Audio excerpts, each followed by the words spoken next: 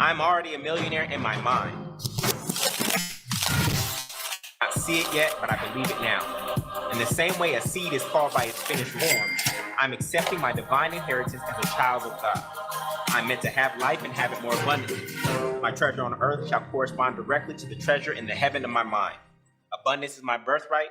Ashe, amen, and so it is. My name is Julian Gordon, and I'm author of Rich and Righteous: Spiritual Secrets to Mastering Money, Manifestation, and Your Mind. After becoming a multimillionaire through real estate investing, I was moved by God at the beginning of the pandemic to share my money mindset that allowed me to quit my job in January of 2009 at the bottom of the last recession and achieve full financial freedom. I own my mental real estate before I own any physical real estate. This book is like some of your favorites: Rich Dad, Poor Dad, As a Man Thinketh, Think and Grow Rich, and the Bible all in one.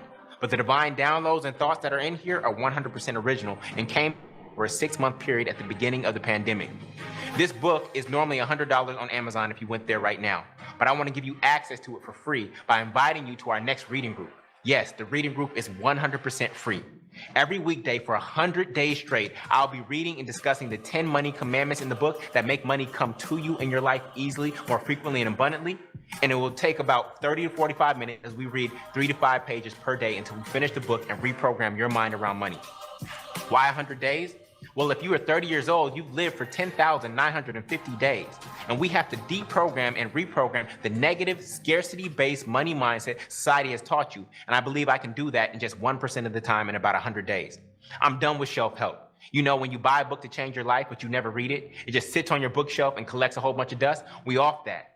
When is the last time you had an author actually read their book to you out loud because they cared about you getting the information in your soul? I'm not just here to get this book in your hands. More importantly, I want to get it in your head and your heart, because that's where the real transformation occurs, in the conscious and the subconscious mind. As scripture says, be ye transformed by the renewing of your mind. This is not the type of book that you just read once.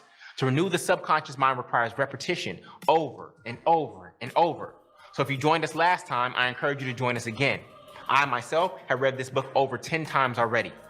So click the link to join our next reading group, and when you sign up, I'm going to give you the first 2 chapters of the book for absolutely free on what is money and abundance is your birthright, so that you can start your journey to a more abundant life today.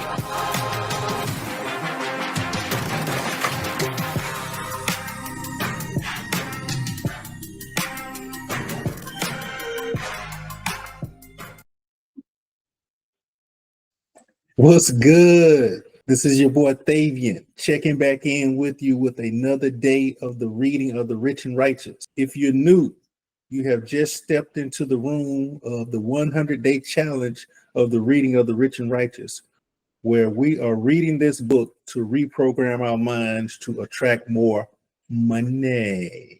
If you're a return reader, then you already know that this book is more than about attracting money.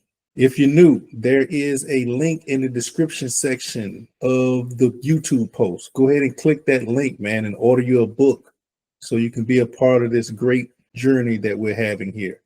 Like and subscribe to the YouTube page. Turn on your notifications so you can receive future notifications for future readings that we're going to have.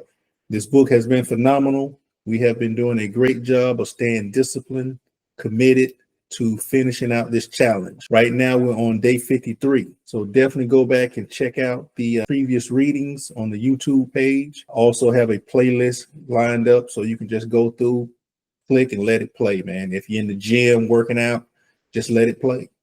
If you're not able to sit in front of a computer, if you don't have your book in front of you at the time, just let it play. You're still going to receive this word. Trust me, it's going to change your life. Go ahead and click the link, grab a book, like and subscribe to the YouTube page, and we are going to go ahead and get day 53 started. Today, we're talking about how to be more attractive. It's not all about looks. How to be more attractive to money. Julian is going to go ahead and kick off the reading.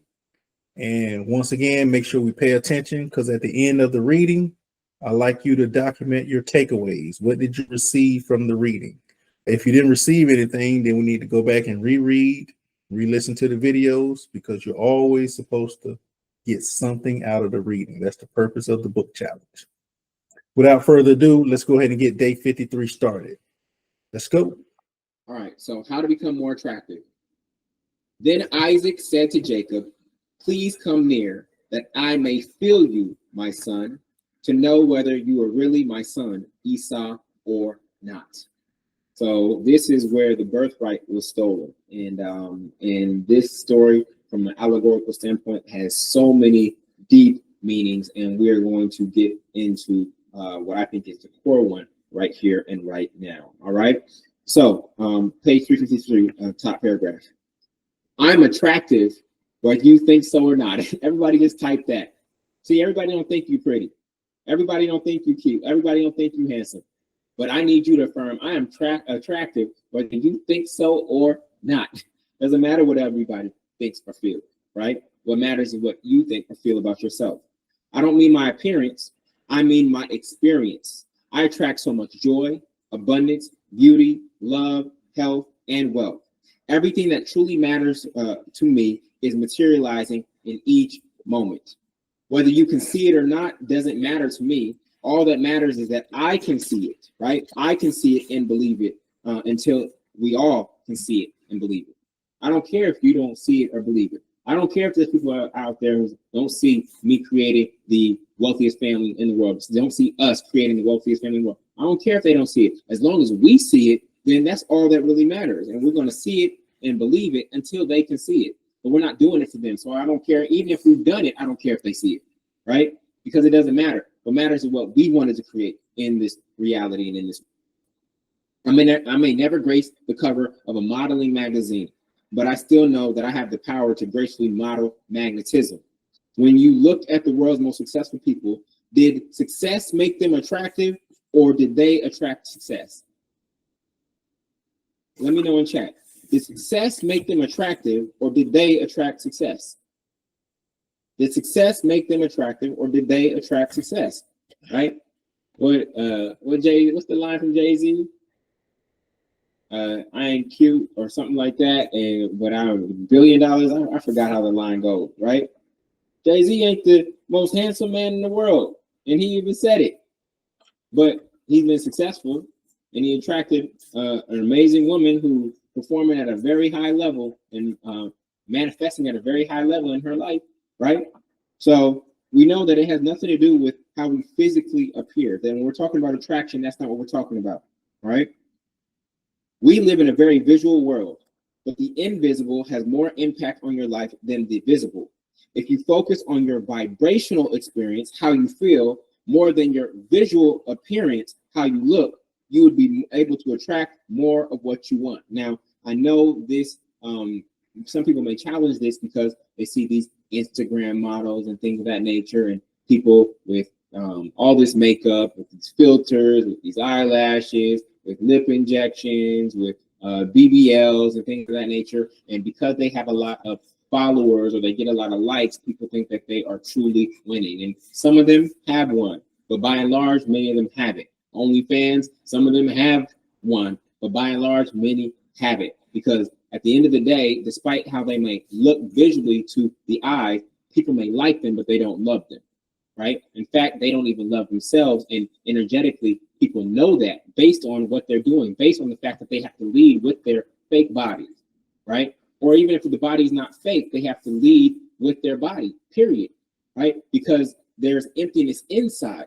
And so from an attraction standpoint, if those people are looking for love, you won't find many wedding rings on any of those people, right? So remember, be clear on what you want, right? We want love, not likes. We want love, not likes. And so I know we live in a very visual world, and it looks like people are visually winning, but if you look at their inner world, you realize that they're not, okay? External attraction, I'll repeat this sentence again. If you focus on your vibrational experience, how you feel inside, more than your visual appearance, how you look on the outside, you would be able to attract more of what you want. External attraction is nowhere near as powerful as internal attraction. External attraction is nowhere near as powerful as internal attraction. Being attractive is not biological. Being attractive is a belief in yourself. Okay? So I'm using ladies in this example because I know you dedicate a lot more time, you tend to dedicate a lot more time to the visual appearance than men do. I mean, I know you got to get your nails done. Well, I said you got to, but you don't really have to, right? But hair done, eyebrows done, facial done, outfit, man, like it's like a lot.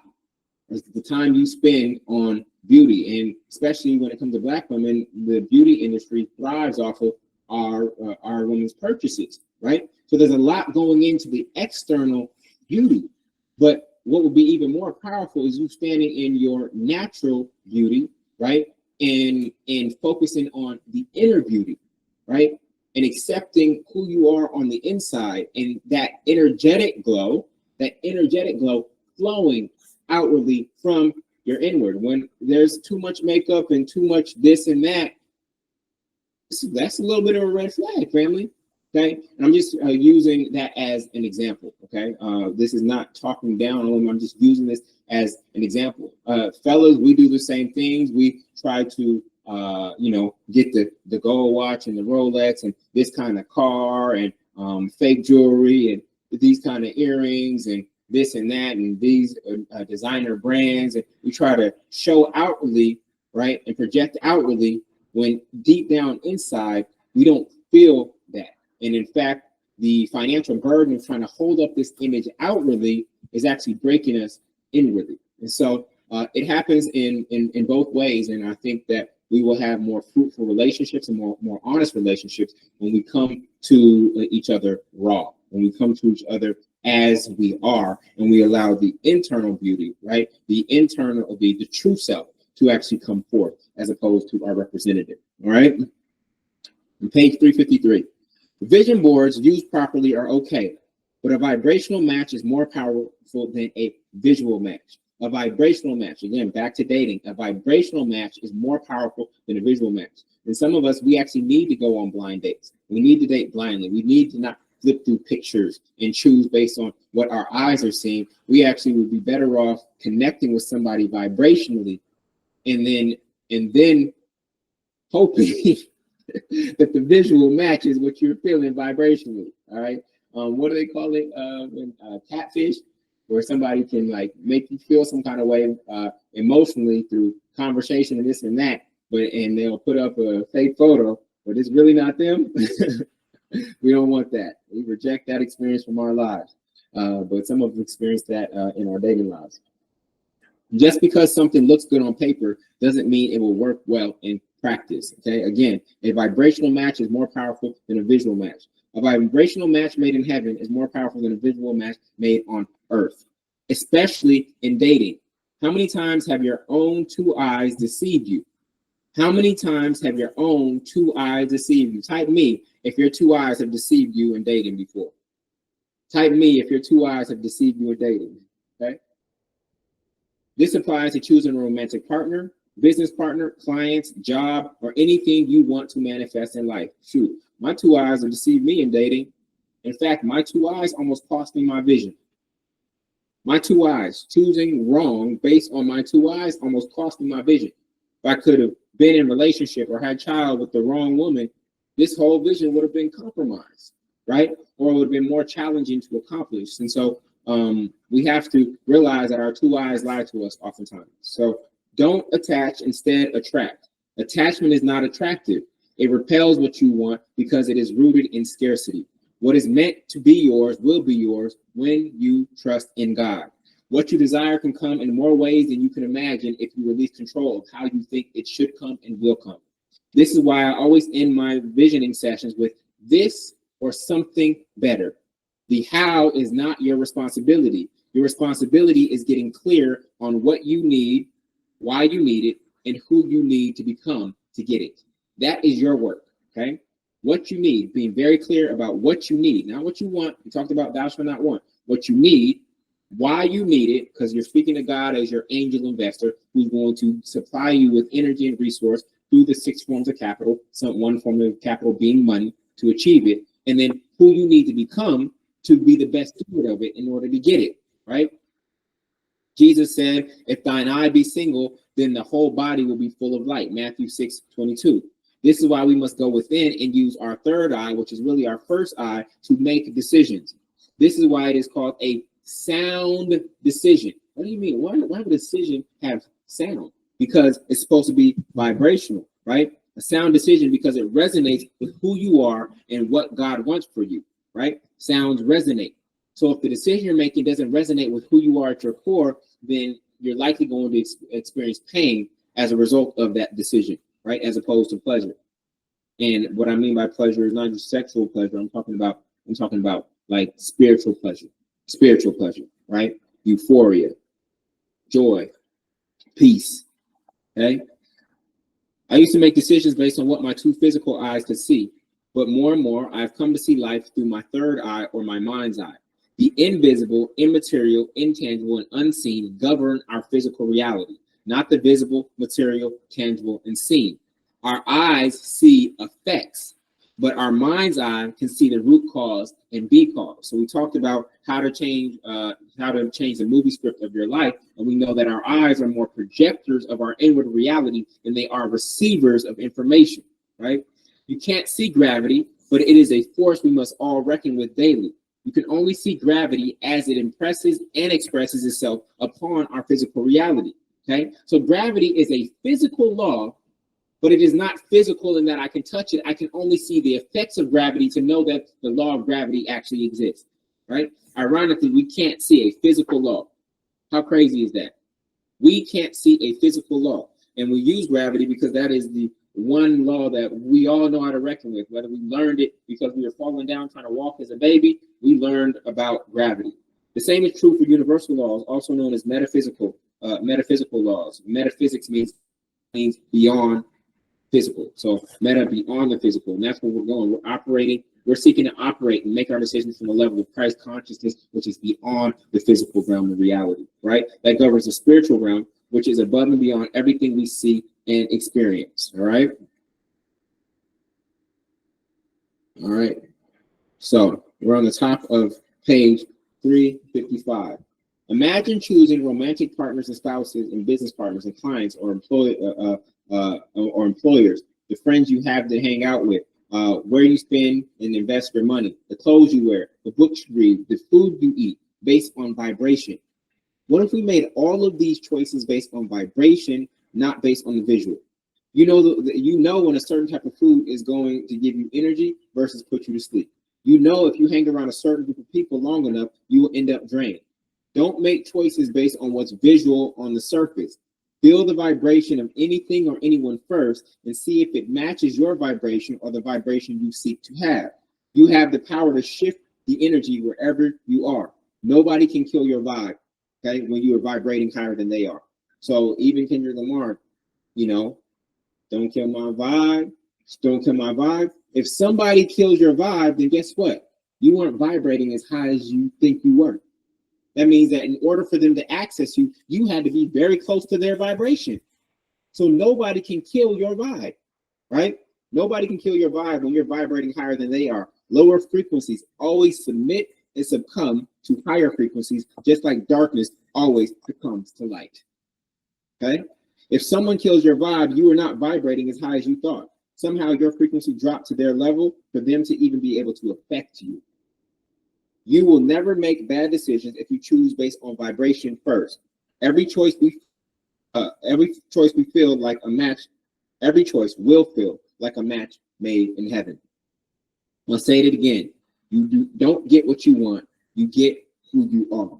If you have two tuning forks with the same frequency, when you hit one, the second one naturally starts vibrating because there's a vibrational match or there's a vibrational match. Okay. So what do I mean by that? So if we have with the same frequency written on them, if I take something and I hit this tuning fork, you know that this tuning fork will also start to activate, even though I didn't hit it.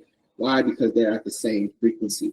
So if you want to activate something in your life, you have to be at the frequency first, and then everything that's on that frequency, that same channel, that same wavelength will start to excite in your life, and you will start to be able to see them moving, right? So this is very, very powerful. I will likely put the video of that so you can see that in real life, right? In our Mighty Networks group. All right. So look for that there. All right. Or test it out yourself if you happen to have tuning forks. All right. So when you want something, rather than focusing on the thing, we want to focus on what? The feeling or the frequency. The feeling or the frequency. Through your imagination, you can reverse engineer who you must become to easily have a specific kind of thing or experience of life by asking, what is the feeling or frequency of someone who easily, effortlessly, and frequently has what I want to have? What is the feeling or of someone who easily, effortlessly, and frequently has what I want to have? You don't work hard to get the thing. Manifestation is more indirect yet faster. Manifestation is like acupuncture. See, in the physical realm, you think you need to go directly to the thing. You think you need to work hard for money. Okay? That's what happens in the physical realm. When you think that money is physical, you think you need to do physical things to get it. But we see most money on the emotional, mental, and spiritual level. And like acupuncture, you might be having pain in your calf, but the acupuncturist will actually poke you here because those nerves are connected. So you're poking something up here to solve something that's down there. Whereas you might have been putting ice, you might have been massaging your calf to try to fix it right there at the source of the pain, but the real source is up here. Manifestation operates in the same way. You don't manifest by going and doing that thing or going and chasing that thing. You manifest by actually going inwardly, right? And actually changing your feeling, your heart, mind, and changing how you think. And then what happens is your outward experience starts to match and shift according to your inward changes. Even though they seem indirect, right? They have a direct impact on your ultimate experience of life. Instead, you work hard on yourself, right? Not hard. You don't work hard on getting the thing. You work hard on yourself. And the thing comes easily, effortlessly, and frequently. It is natural for abundance, opportunity, love, joy, and friendship to be a part of the experience of someone with a wealth consciousness, right? You're going to meet great people who are also operating at this level. When your cup runneth over, you are not the one doing the filling. When your cup runneth over, you are not the one doing the filling. When any award show, who's the first person that gets thanked? God, with the exception of Snoop, accepting his Hollywood star. I'd like to thank me for showing up there, right? In most award shows, the first entity to be thanked, because I don't call God a person, the first entity to be thanked is God. When your cup runneth over, you are not the one doing the filling. Even Jesus said, of myself I can do nothing, right? Of myself I can do nothing. It's the Father in me that doeth the works. You are being the vessel, creating the vision and holding the space. God does the filling and you do the feeling. Everybody type that. God does the filling and I do the feeling. God does the filling, F-I-L-L, and I do the feeling. God does the filling and I do the feeling. And if I can hold that feeling long enough, then it must manifest in my experience. Luke 12:24 says, consider the ravens. They do not sow or reap. They have no storeroom or barn, yet God feeds them. And how much more valuable are you than the birds? Sometimes we have more faith in Amazon Prime, Domino's Pizza, Fresh Direct, UPS, and Uber Eats, an employer, a church, and the government to deliver for us than we do God. I'm going to say it again. Sometimes we have more faith in Amazon Prime, Domino's Pizza, Fresh Direct, UPS, Uber Eats, an employer, a church, and the government to deliver for us than we have in God.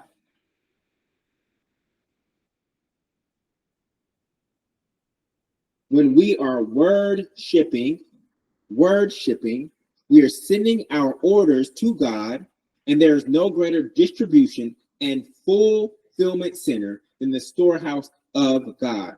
It has an infinite supply and can meet any demand instantly. It can meet any demand instantly. Okay? Yes, you saw me just make up a whole nother word, called it word shipping.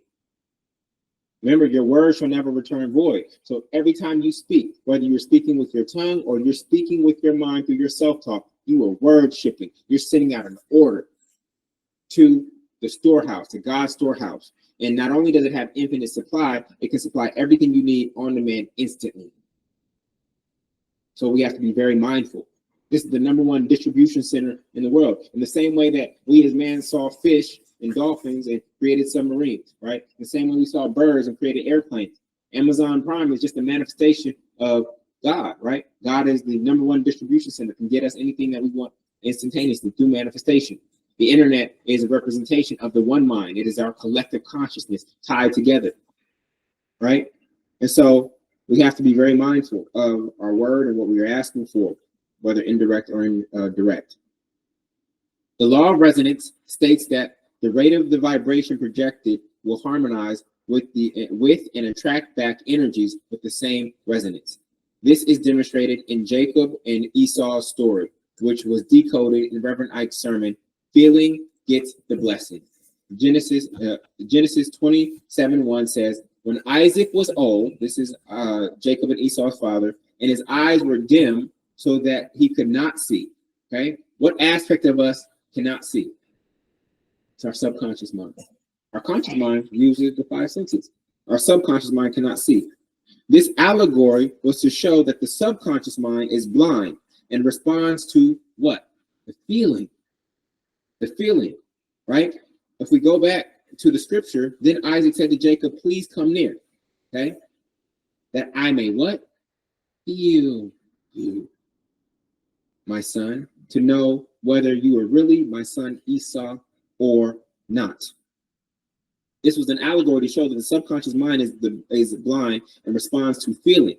Isaac requested that Jacob come closer so that he could feel him in verse 21 when he said, come near so I can touch you, my son. This means that to get the Father's blessing, hear me on this, to get the Father's blessing, we must be near or in alignment with the Father so that it can feel us vibrationally. Rebecca, the motherly and feminine principle, knew that Isaac, the father and masculine principle, responds to feeling, not appearance. So she dressed Jacob up like Esau. In verse 16, she covered Jacob's hands with the smooth part of his neck and with goat skins so that he felt like Esau, who was hairy to the father. The universal law operates according to feeling and are indiscriminate. God knows you based on how near you are and how you feel. So we must release all feelings that are not aligned with God. Remember what we talked about anytime we put something negative after I am, we are using the Lord's name in vain, right? I am is what God calls himself. I am that I am. So anytime we say something negative after I am, we are using the Lord's name in vain, and therefore we are out of alignment with our feeling like God.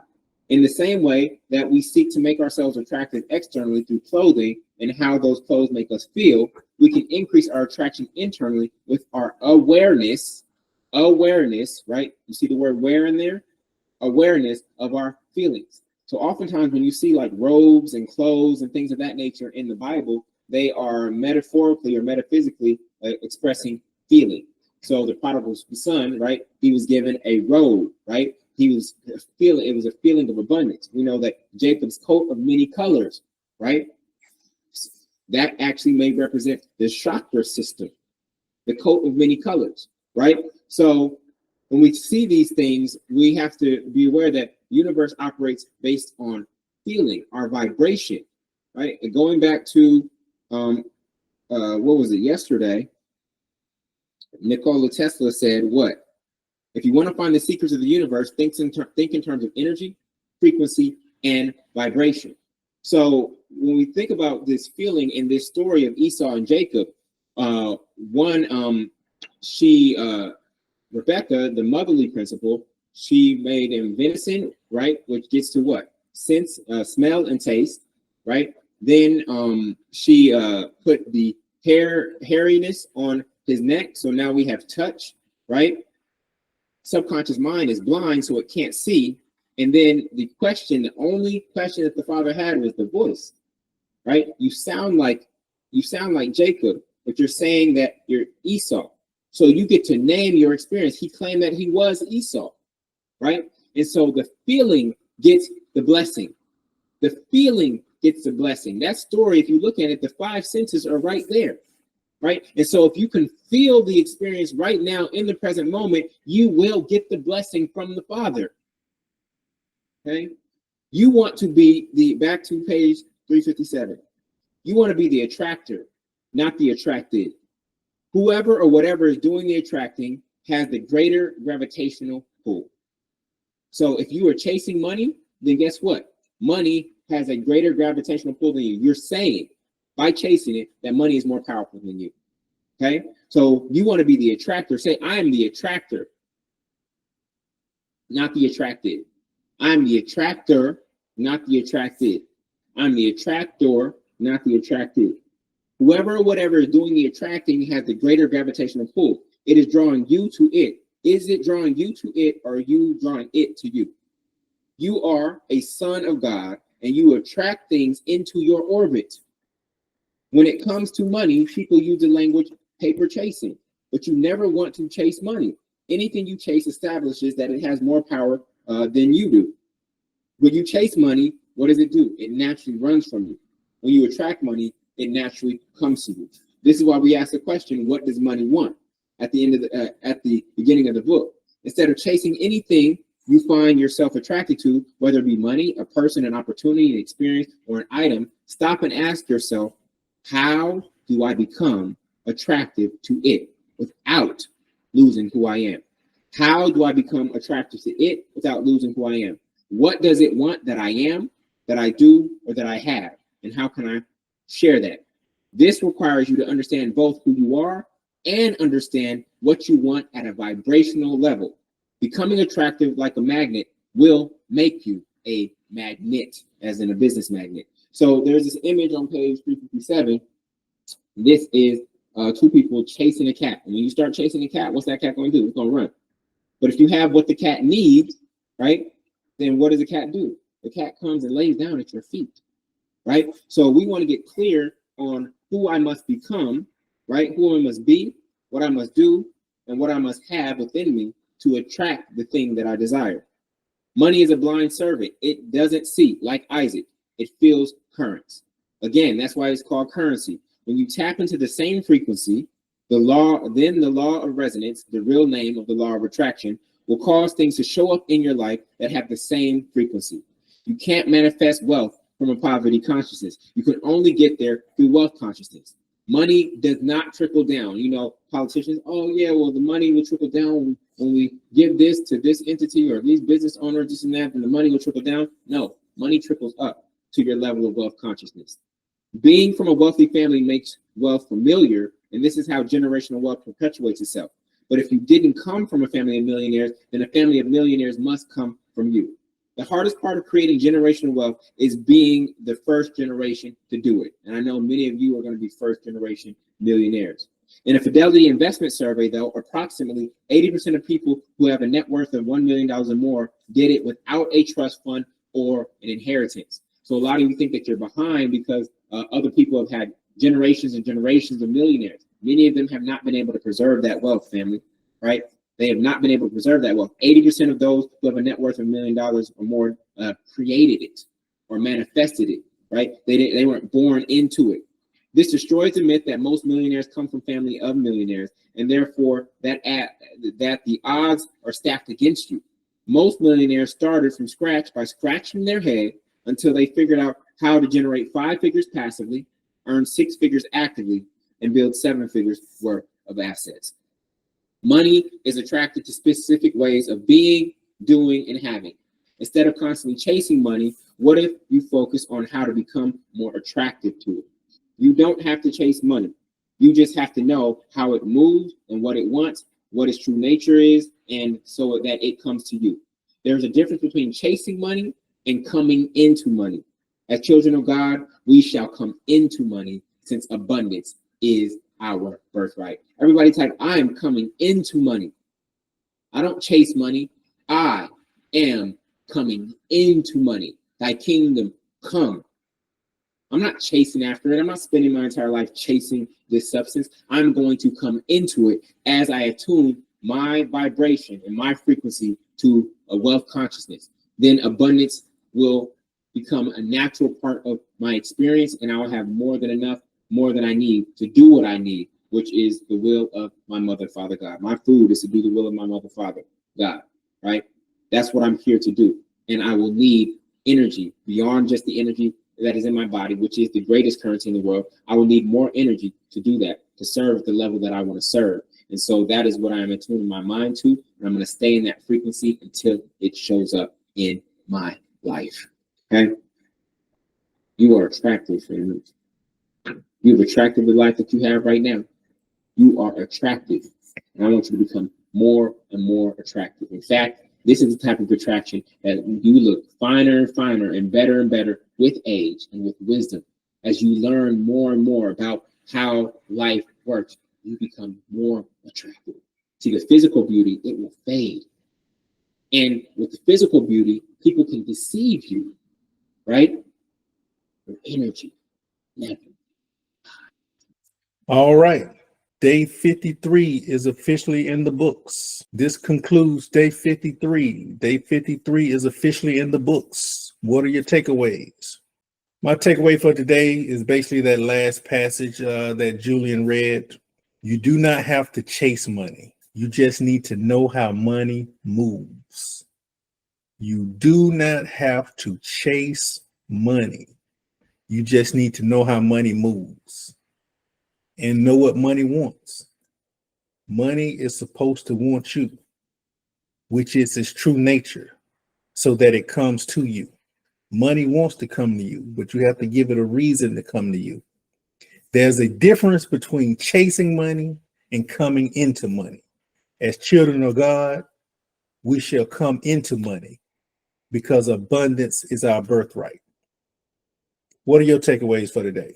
Once again, this concludes day 53. If you're new, this is your first time tapping in, make sure you click the link below. Go ahead and grab a book.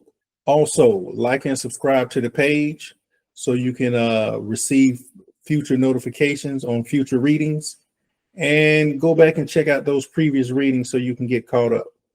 Once again, this is the 100-day challenge of the reading of the rich and righteous, where we are reading this book to reprogram our minds to attract more money.